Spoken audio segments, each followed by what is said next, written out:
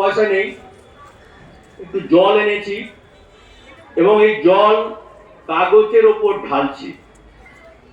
তো কাগজের ওপর জল ঢাললে একটা ছোট্ট বাচ্চাও জানে যে কাগজগুলো ভিজে গিয়ে আগুন জ্বলা তো দূরের স্থান, বরং আগুন নিভে যেতে সাহায্য করবে।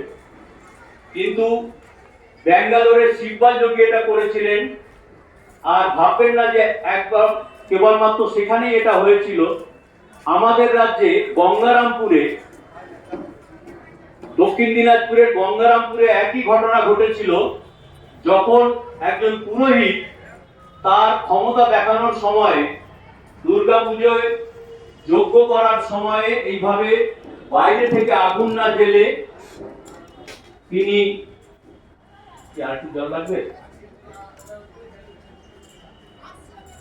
বাইরে থেকে আগুন না জ্বেলে তিনি এইভাবে জল ঢেলে আগুন জ্বালিয়ে দিয়েছিলেন।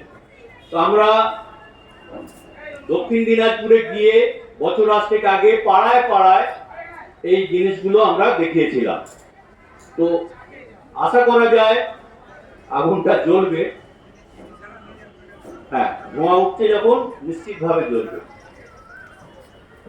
আর যদি আগুন জ্বলে তাহলে আপনারা একটু হাততালি দিলে ভালো হয়, যে আমরা অন্তত করে দেখাতে পারলাম বিষয়টাকে।